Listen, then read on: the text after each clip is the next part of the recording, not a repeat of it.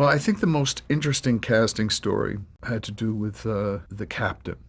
The fans of the original series already had a somewhat jaundiced eye when it came to this new series because they felt, how can you put a new captain at the seat of the Star Trek Enterprise? I mean, that's Bill Shatner, that's Captain Kirk. I think Gene probably pictured someone closer to a young William Shatner, uh, a Horatio Hornblower, Indiana Jones swashbuckling character. Gene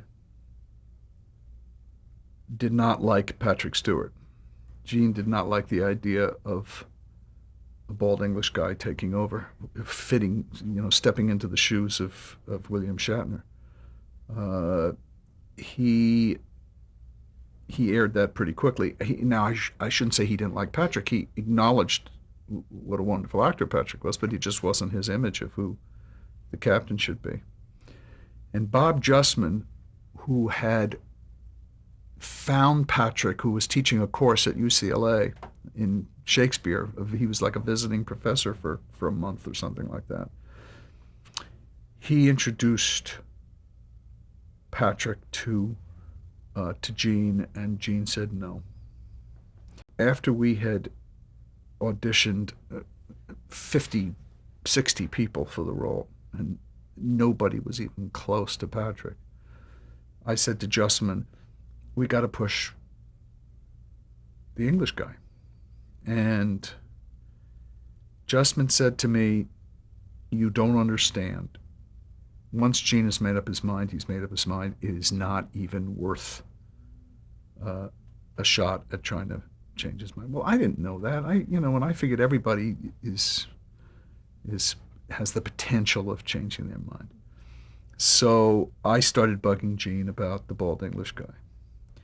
And he finally agreed, and he said, but when we bring him to the studio for the final audition, I want him to wear a wig because I don't want this guy going in bald. So Patrick made a phone call, I guess, to London, where his wig lived. And it was a very, very good wig, special wig made by one of the best theatrical wig makers in England.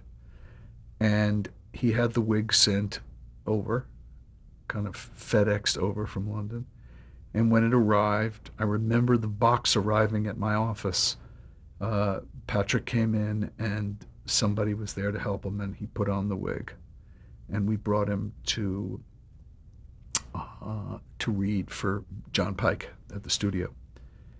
And it was Patrick and another actor, an actor named Stephen Macht. Good, very, very good actor, but not in Patrick's league for this role. And they both read, and at the end, Pike said, go with the English guy, but lose the wig. And that was the best 3 words we could have heard.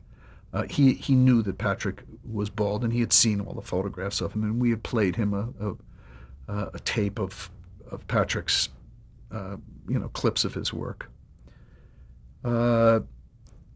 And that was the story of casting Patrick, which I think was the most critical element of the show. I think that was the greatest sales point for the next generation.